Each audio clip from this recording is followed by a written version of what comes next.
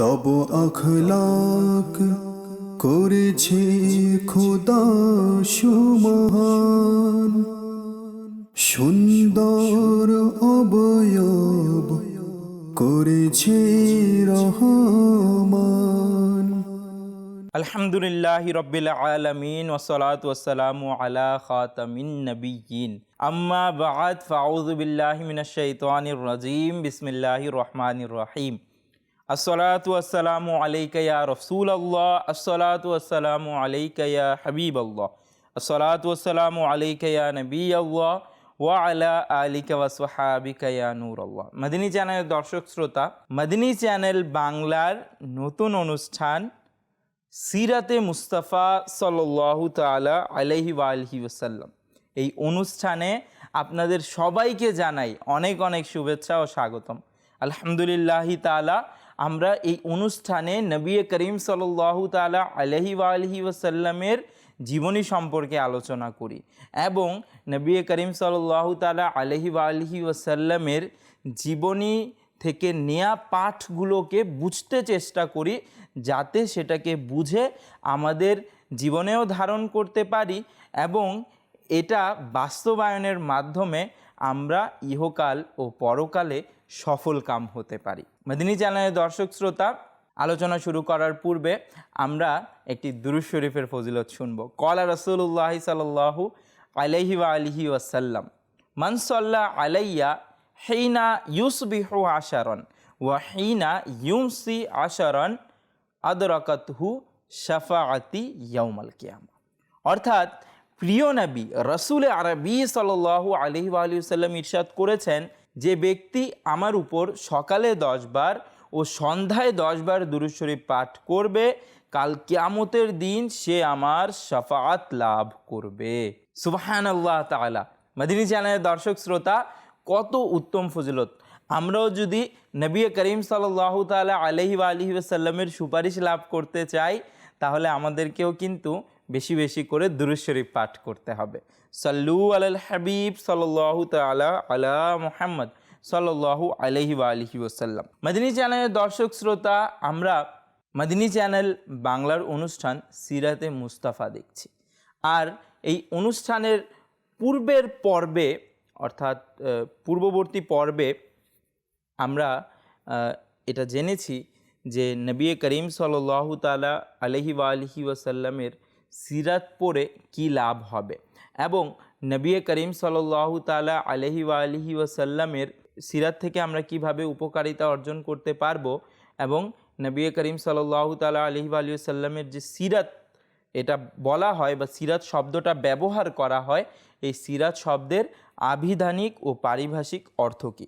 যদি কেউ এই পর্বটি এখনও না দেখে থাকেন কোনো ব্যস্ততার কারণে, তাহলে মদিনী চ্যানেল বাংলার ইউটিউব চ্যানেল থেকে আপনারা এই পর্বটি দেখে নিতে পারেন। মদিনী চ্যানেলের দর্শক শ্রোতা, এই পর্বেও আমরা বিভিন্ন বিষয় নিয়ে আলোচনা করব। তো এই পর্বে আমরা কি কি জানব তা আগে শুনে নিই। এই পর্বে প্রথমত আমরা জানব আরব দেশ বলতে কি বোঝায়।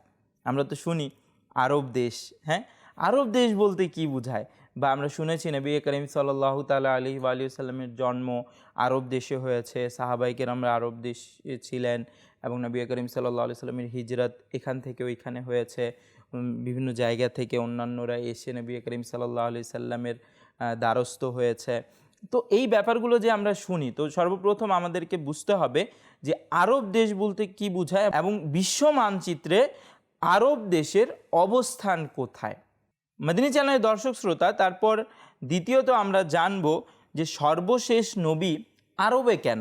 নবী করিম সাল্লাল্লাহু তাআলা আলাইহি ওয়া আলিহি ওয়াসাল্লাম যে আরবে তশরিফ এনেছিলেন, এর হিকমত কি, এর মধ্যে কি কল্যাণ রয়েছে, সেই বিষয় সম্পর্কেও আমরা ইনশাল্লাহ জানব।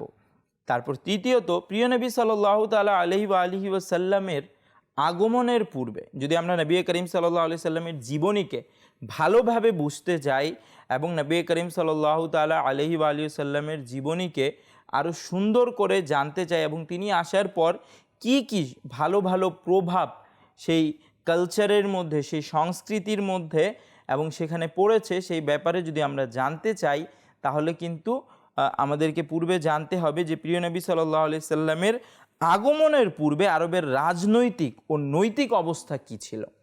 তারপর চতুর্থ নম্বরে আমরা জানব তৎকালীন আরবে বসবাসকারীদের পরিচিতি, অর্থাৎ তৎকালীন নবী করিম সাল্লাল্লাহু আলাইহি সাল্লামের যখন আগমন হয়েছিল বা এর পূর্বে এই সময়টাতে এর ধারাবাহিকতায় যারা সেখানে অবস্থান করতেন তাদের পরিচিতি কী। মাদানী চ্যানেলের দর্শক শ্রোতা, তাই আসুন শুরু করি আলোচনা।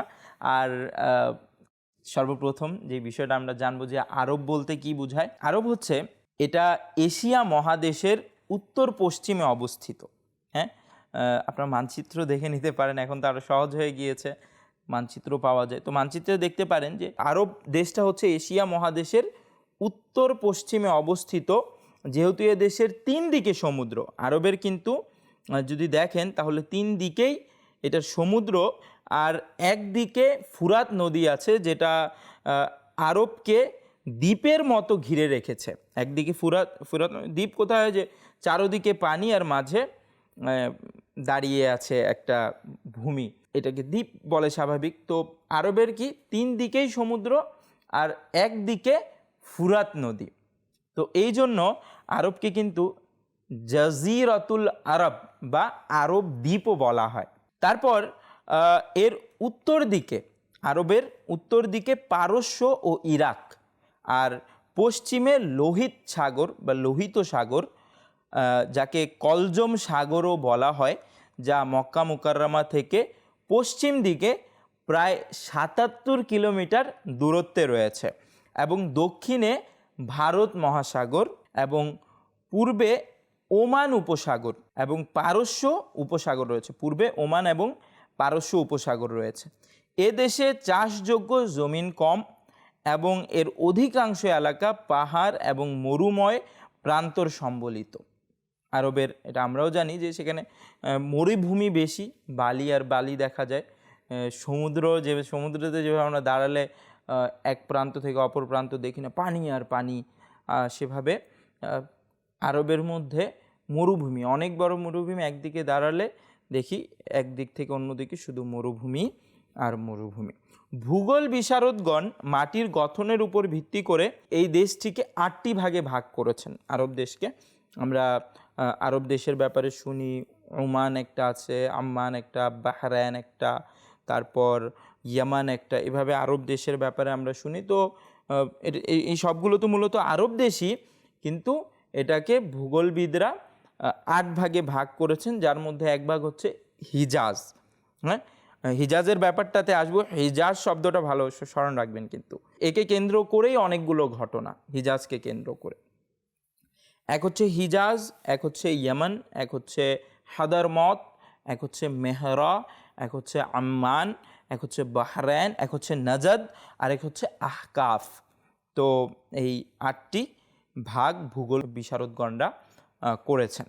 তো হিজাজ যেই ভূমিটা, এটা হচ্ছে দেশের পশ্চিমাঞ্চলে লোহিত সাগর সমুদ্রে উপকূলে অবস্থিত এই হিজাজটা। অর্থাৎ যেহেতু আমরা বলছি যে মক্কা শরীফের প্রায় ৭৭ কিলোমিটার দূরে কি রয়েছে, লোহিত সাগর রয়েছে। তো তাই আমরা বলেছিও যে দেশের পশ্চিম অঞ্চলে লোহিত সাগরের সমুদ্র উপকূলে কিন্তু হিজাজটা অবস্থিত। তো সুতরাং মক্কা শরীফও কিন্তু হিজাজের ভিতর আসে, মদিনা শরীফও কিন্তু হিজাজের ভিতর আসে। তারপর আরও কিছু জায়গা যেগুলো হিজাজের ভেতরে আসে। তো হিজাজ কেন্দ্রিক কিন্তু, যেহেতু নবী করিম সাল্লাল্লাহু তাআলা আলাইহি ওয়া আলিহি ওয়াসাল্লামের মক্কা মদিনাতে জীবন অতিবাহিত হয়েছে, তারপর কিছু সূরা মাক্কি রয়েছে, কিছু সূরা মাদানী রয়েছে। তো হিজাজ সংশ্লিষ্ট অনেকগুলো ঘটনা রয়েছে। তো হিজাজকে বোঝা এবং জানা আমাদের জন্য জরুরি। হিজাজের মধ্যে নবী করিম সাল্লাল্লাহু তাআলা আলাইহি ওয়া আলিহি ওয়াসাল্লামের জীবনী সম্পর্কে অনেকেই জানেন, বা যদি বা পরিপূর্ণভাবে অর্থাৎ ধারাবাহিকতার সাথে নাও শুনে থাকেন, অনেকগুলো ঘটনা বিভিন্নভাবে শুনেছেন। তো হিজাজের মধ্যে কিন্তু সেই ঘটনা সংশ্লিষ্ট যতগুলো স্থান আছে হিজাজের মধ্যে যেমন আছে, যেমন আমি যদি বলি মক্কায়ে মুকাররমা বলেছি পূর্বে, মদিনায়ে মুনাওয়ারা, তারপর বদর, হ্যাঁ বদর সাথে বদর যুদ্ধর একটি কানেকশন আছে, তো বদর, তারপর উহুদ, তারপর খায়বার, তারপর ফিদাক, তারপর হুনায়ন, তারপর তায়েফ, তারপর তাবুত, তারপর গদিরে খম, এই সবগুলো কিন্তু হিজাজের মধ্যে। আর এগুলোর সাথেই কিন্তু নবী করিম সাল্লাল্লাহু তাআলা আলাইহি ওয়া আলিহি সাল্লামের জীবনী সংশ্লিষ্ট অনেকগুলো আলোচনা রয়েছে, তো এটা স্মরণ রাখা জরুরি। তারপর যদি আমরা আরেকটু ভেতরে যাই এবং আরেকটু বিস্তারিত যদি আলোচনা করি, তাহলে মক্কায়ে মুকাররমার যে অবস্থানটা সেটাও আমাদেরকে ভালোভাবে বুঝতে হবে। হিজাজের অবস্থান আমরা পড়েছি যে লোহিত সাগরের উপকূলে হিজাজটা রয়েছে, অর্থাৎ একদিকে তো লোহিত সাগর, তারপর হিজাজ লোহিত সাগরের কাছে। হিজাজের এই প্রসিদ্ধ শহর অর্থাৎ মক্কায়ে মুকাররমা, এটা আবু কুবায়েস পাহাড়, অর্থাৎ এর পূর্ব দিকে আবু কুবায়েস পাহাড় রয়েছে এবং পশ্চিম দিকে কাইকাআন পাহাড়, এই দুটি বড় পাহাড়ের মাঝখানে মক্কা শরীফ অবস্থিত এবং এর চারদিকে ছোট ছোট পাহাড় এবং বালিময় ময়দান অনেক দূর পর্যন্ত বিস্তৃত। এই শহরেই রাসূলে পাক সাল্লাল্লাহু তাআলা আলাইহি ওয়া আলিহি ওয়াসাল্লাম এর শুভাগমন হয়, অর্থাৎ মক্কা শরীফই কিন্তু নবী করিম সাল্লাল্লাহু তাআলা আলাইহি ওয়া আলিহি ওয়াসাল্লামের জন্মস্থান। এই শহরের আশেপাশে কিছু বিখ্যাত স্থান রয়েছে।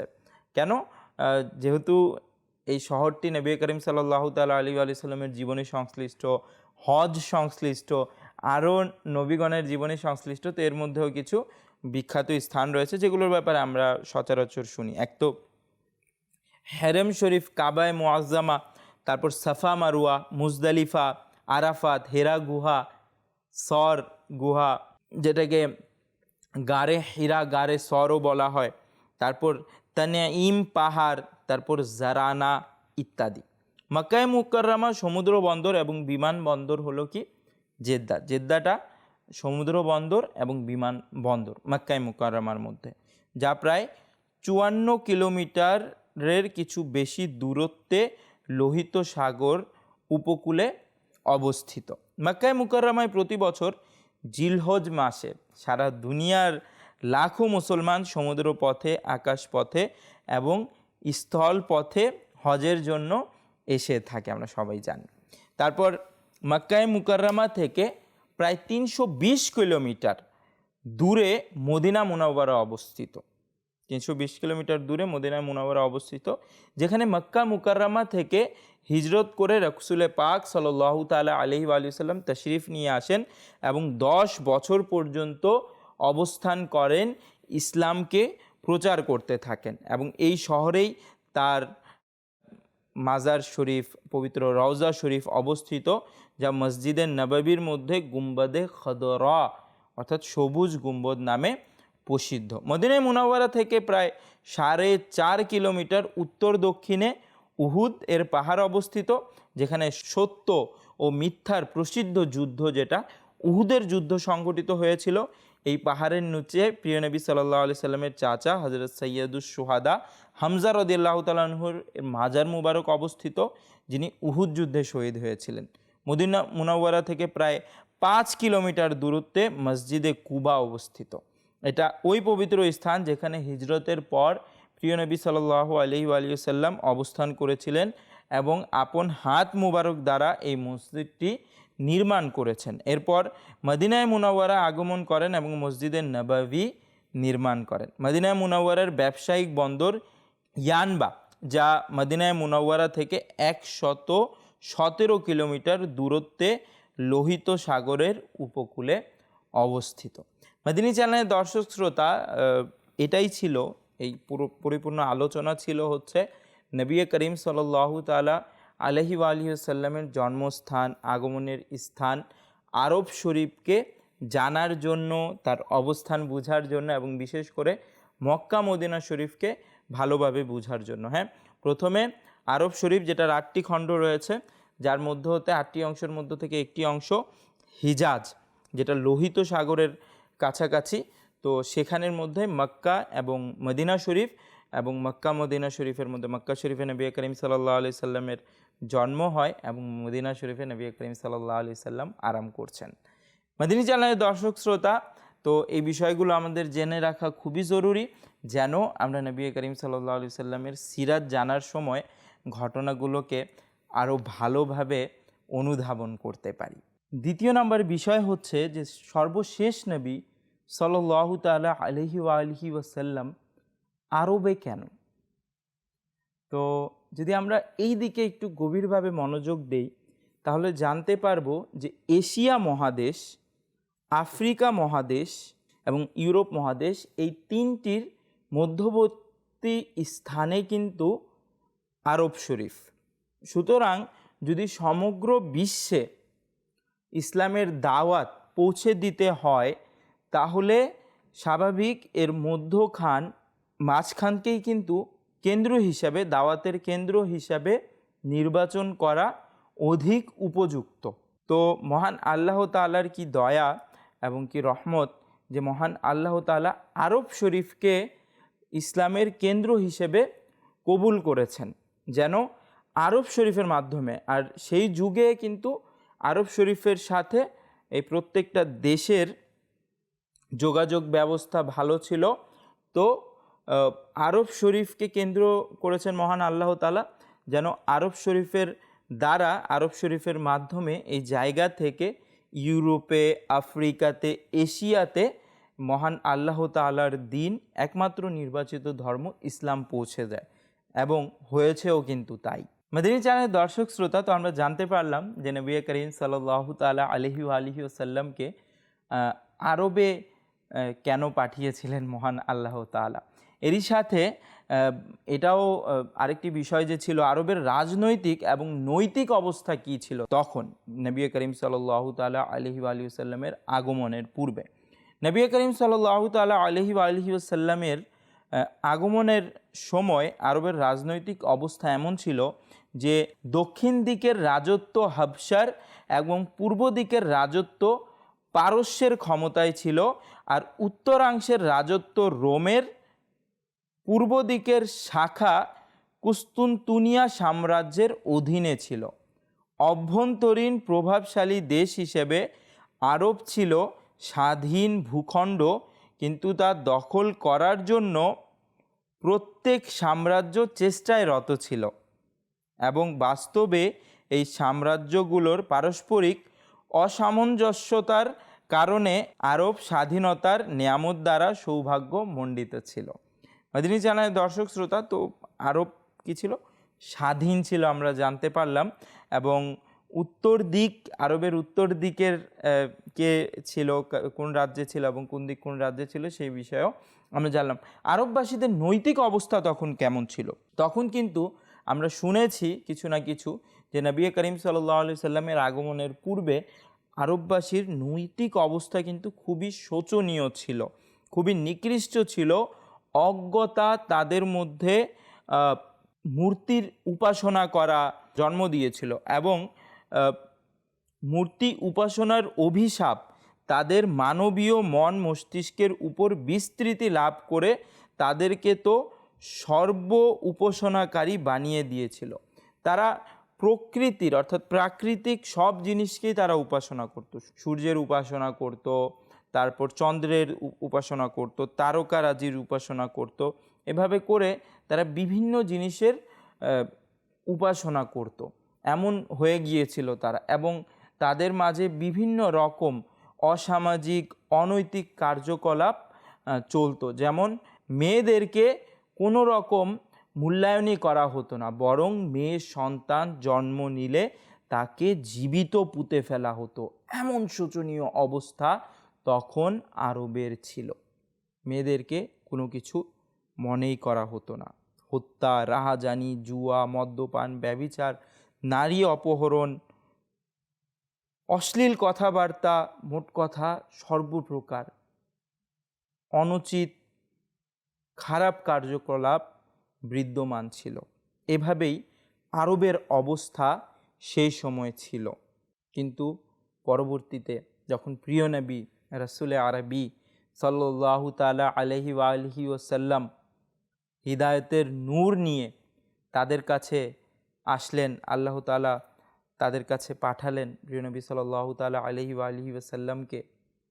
তো তো তারা যখন হিদায়াতের নূরে আলোকিত হয়ে গেল, কেউ আবু বকর সিদ্দিক রাদিয়াল্লাহু তাআলা আনহু হলো, কেউ হযরতে উমর ফারুকে আজম রাদিয়াল্লাহু তাআলা আনহু হলো।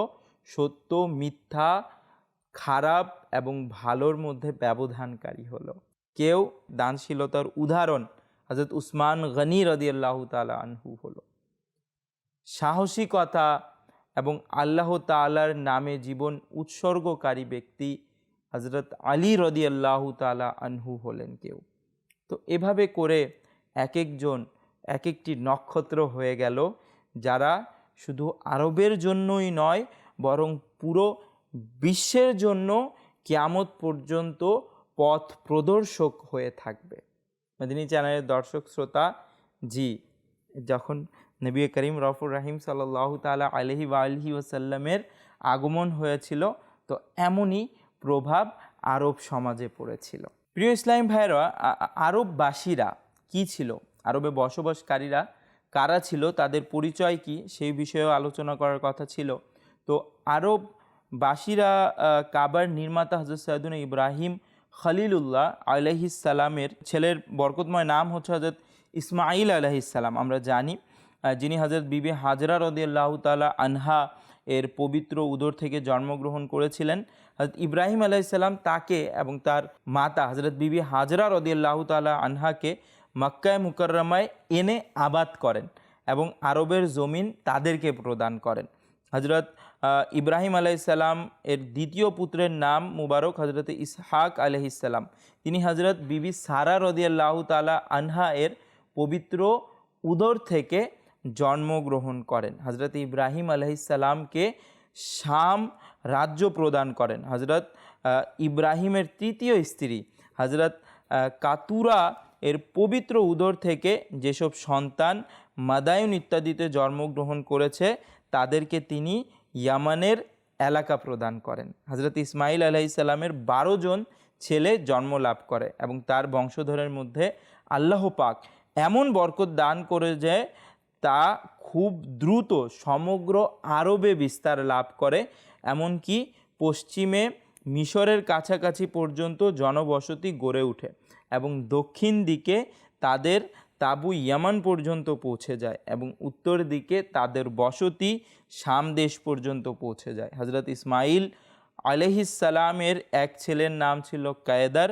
তিনি খুবই প্রসিদ্ধ হলেন এবং তাদের সন্তানেরা প্রকৃত মক্কায় বসতি স্থাপন করে এবং তারা তাদের বাবার মতো সর্বদা কাবা শরীফের খেদমত করতে থাকে, যা দুনিয়ায় তাওহীদের সর্বপ্রথম শিক্ষা কেন্দ্র হওয়ার সৌভাগ্য অর্জন করে। জি মাদিনী চ্যানেলের দর্শক শ্রোতা, তো আরব শরীফের যারা তৎকালীন ছিলেন তারা হযরত সৈয়দনা ইব্রাহিম খলিলুল্লাহ আলা নবিহিনা আলাইহিস সালাতু ওয়াসসালাম এবং তার শাহজাদাদের বংশধর ছিলেন। মাদিনী চ্যানেলের দর্শক শ্রোতা, তো আজ আমরা অনেকগুলো বিষয় জানলাম। তার মধ্য থেকে একটি হচ্ছে যে আরব দেশের বিশ্ব মানচিত্রে অবস্থান কোথায় এবং আরব দেশ বলতে কি বোঝায়। এরই সাথে আমরা যেই নবী করিম সাল্লাল্লাহু তাআলা আলাইহি ওয়া আলিহি ওয়াসাল্লাম এর জীবনে যেই জায়গাগুলোর ভূমিকা অনেক বেশি ছিল, সেই জায়গাগুলো কি কি, সেটা হিজাজ এবং হিজাজের মধ্যে বিশেষ করে মদিনা শরীফ এবং মক্কা শরীফ। এরই সাথে আমরা জানতে পেরেছি যে নবী করিম সাল্লাল্লাহু তাআলা আলাইহি ওয়া আলিহি ওয়াসাল্লামকে আরবেই কেন পাঠানো হলো, তারপর আরবের রাজনৈতিক অবস্থা কি ছিল এবং আরববাসীদের নৈতিক অবস্থা কি ছিল, তারপর আরববাসীদের পরিচয় কি, এই সবগুলো বিষয়ে আজ আমরা জেনেছি। ইনশাআল্লাহ তাআলা আগামী পর্বে আরও কিছু গুরুত্বপূর্ণ বিষয়, তথ্য উপাত্ত নিয়ে উপস্থিত হব। সুতরাং আগামী অনুষ্ঠানের আমন্ত্রণ জানিয়ে বিদায় নিচ্ছি। সাল্লু আলাল হাবিব সাল্লাল্লাহু তাআলা আলা মুহাম্মদ সাল্লাল্লাহু আলাইহি ওয়া আলিহি ওয়াসাল্লাম। তব আখলাক করেছে খোদা সুমহান, সুন্দর অবয়ব করেছে রহমান।